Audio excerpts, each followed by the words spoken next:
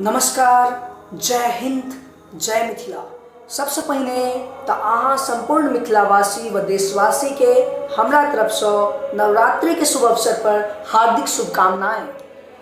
Y we celebrate Navratri? Navratri के हम सब क्या मनावे छी? The question is why we celebrate Navratri? Durga Puja मनायल किया जाय छै?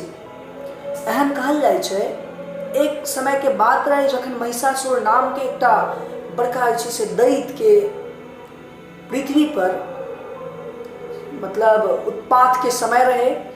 उस समय में दरअसल भेल की रहे जो महिषासुर के एकटा वरदान भेटल रहे जे ओकरा क्यों नहीं मारि सकै छै, नहीं आदमी मारि सकै छै नहीं जानवर मारि सकै छै।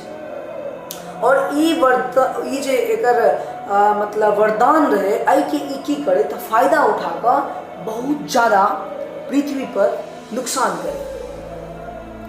तखन इस न्यूज के जे छै से ब्रह्मा जी तक ल जायल गेले जे एना एना बात छै।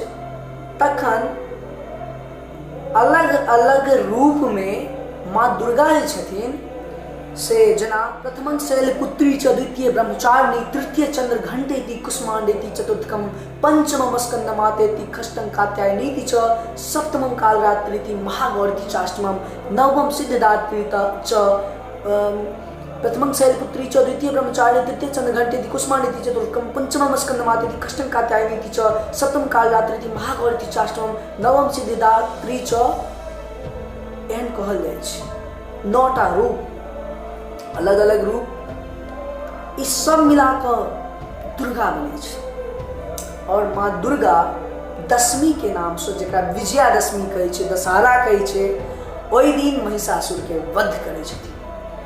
तऽ एना कऽ अलग अलग जे जेना शैलपुत्री आइ छै, ब्रह्मचारिणी के जे छै से द्वितीय कहल जाइ छै, दोसर पूजा छै।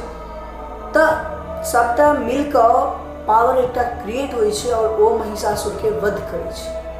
कतबो बुराई ताकतवर भ जाए, सच्चाई के जीत होइ छै। अहाँ सब से हमर ई हृदयक निवेदन अछि, अपना घर में पूजा करू, अर्चना करू, आरती करू और नवरात्रि मनाबू। ई एगो बहुत नीक त्योहार छै। समाज के बीच में जो बुराई है तकरा नष्ट करबाक लेल। देखियो पूजा में अहाँ के बहुत तरह के फायदा है। अहाँ अपन मन के जे से शांत कर सकै छी।